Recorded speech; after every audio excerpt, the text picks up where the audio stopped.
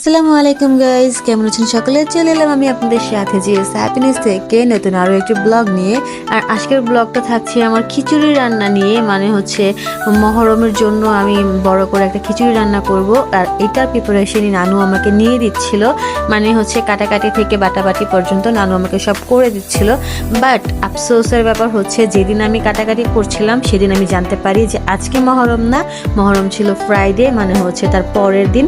তো যাই হোক, আমাকে আবার নানুকে বাসায় পাঠিয়ে দিতে হয়। দেন পরের দিন আমি তো ভেবেছিলাম নানুকে দিয়ে রান্নাটা করিয়ে নিব, বাট পরের দিন আমার একা একাই রান্নাটা করতে হয়।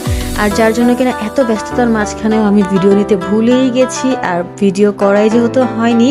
তো এইখানে আমার হাজব্যান্ড আমাকে একটু হেল্প করছিল। আমার অলমোস্ট যখন মাংস কষানো হয়ে গেছে, আমি যখন সবজিগুলো দিয়ে দিয়েছি, তখন আর কি আমার এখানে ভিডিও শ্যুট করা হয়। বিকজ আমার মাথাতেই ছিল না যে আমি এটা করি, একা হাতে কত দিকে বা সামলানো যায়। যার জন্য ভেবেছিলাম যে নানু আসলে হয়তো আমার হেল্প হবে, বাট ওই দিন তো মহরম ছিল না, সো আমার রান্না করে কোনো লাভ নেই। যার জন্য পরের দিন যেহেতু মহরম, ভাবলাম যে নানুকে আবার কেন নিয়ে আসবো, যাক একাই ট্রাই করি। যেহেতু আমি সচরাচর একাই রান্না করে থাকি, যার জন্য সাহস করে আমি এটা করেছিলাম।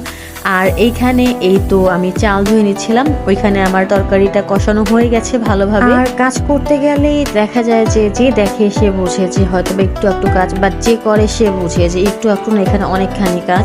তো আমি এখানে এত কাজ একা হাতে সামলাবো আমি পারছিলাম না অ্যাকচুয়ালি।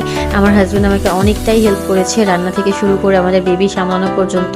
আমি ভেবেছিলাম নানুকে দিয়ে করিয়ে নেব, বাট সেটা আর হয়নি। মানে আমার মতো গবেট টাইপের মানুষ আর দুনিয়াতে আছে কিনা জানি না, যে এইরকম একটা মানে দিন আমি ভেবেছিলাম যে হয়তো বা আগের দিন। তারপরেও হেল্প হয়েছে, কজ নানু কেটে রেখেছিল সব কিছু, আর ওইগুলো দিয়ে আমি পরের দিন রান্নাটা করে ফেলি।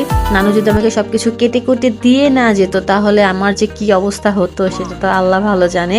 তারপরেও এখানে আমি সব কিছু আমি সেভ করে নিয়েছিলাম আর কি, মানে প্রপারলি করে নিয়েছিলাম আলহামদুলিল্লাহ। বাট এত কনফিডেন্স থাকাও ভালো না, যার জন্য কিনা আমার রান্নার শেষে কি হয়েছিল সেটাও আপনারা দেখতে পারবেন। মানে হচ্ছে আমার পুরো রান্নাটা এমনভাবে পুড়ে গিয়েছিল, আমার মনটা অনেক খারাপ হয়ে গিয়েছিল। বাট আলহামদুলিল্লাহ আলহামদুলিল্লাহ সবাই বলেছে যে অনেক ভালো হয়েছিল।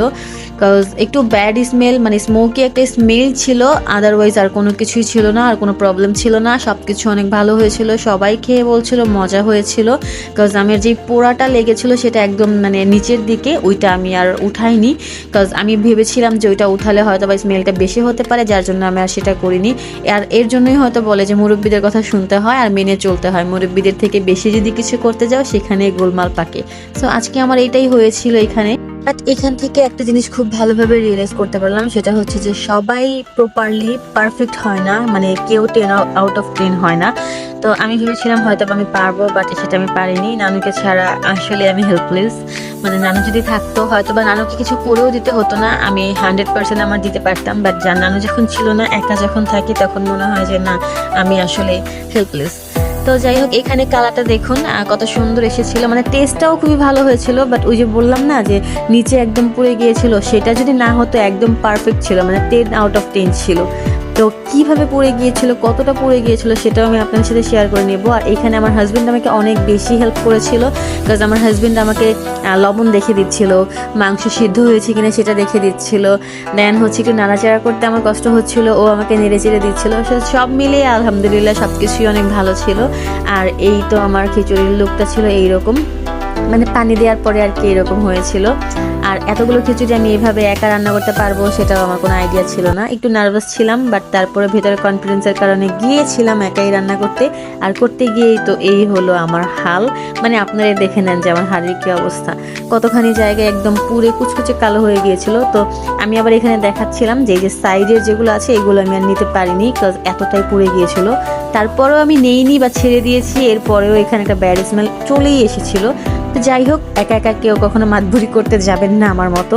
তো আজকের ব্লগটা আমার এই পর্যন্তই থাকছে। সবাই ভালো থাকবেন, আল্লাহ হাফিজ।